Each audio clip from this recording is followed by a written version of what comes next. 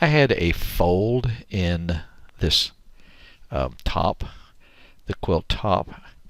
This material is very stretchy and flexible, and when it stitched this and went around and stitched this, came back, this has already been stitched in, and what it did was right at this point it pushed this material and folded it over right there. I've had 3 of these. I wasn't paying attention and I let this thing fold. So now I have to go back and correct my mistake and stitch this back in. I have removed the stitches. I removed this and all of this. I removed it down to past there. This is a single line. This is single line, and this is a stitch over. So that's all gone. And what I'm going to do here is right click, get my nose. I want to divide this pattern right there. Then I want to figure out down here, this is a single line right there, single line. So I need to find a point down that line where I can divide it and just be able to stitch this again. So I'll find a point. I have divided this out down to a point here, and now I'm going to toggle this as unsewn, this part, so that it will stitch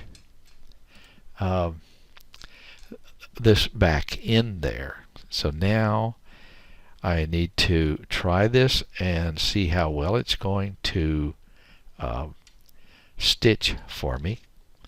So I can just put this all back in place. Now I only want to stitch this and then go and stitch this like this, come down and go there. And when I do this, I will make sure that when it gets to there, I'll make sure that I hand guide this so that it does not do this again. The needle is sitting right at this point there. I'll select this and right click, relocate, shift. I'll go ahead and shift all to one point. It's not going to make any difference. I could have shifted selected, but I want to shift all. Because see, the needle's here and I want it to be there. Click yes, and that should be exactly what I want. What I will have to make sure is when I stitch this, it's going to come and then go stitch this and then come down past this, not fold right there where that's already stitched. And I will check this to make sure that it is in fact going to come at the right point, the correct point here. Along this, I'll move my machine and place it in a point that's right there where I want it to be, and check it, and if I have to, I can move it some more.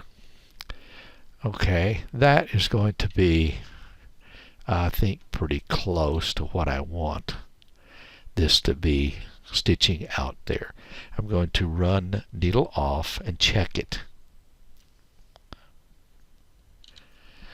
The stitch out is complete, and it's like it never happened. You can't even tell where that fold was. This is how you can work with your pattern and correct a stitching error like a fold over Hope this helps someone.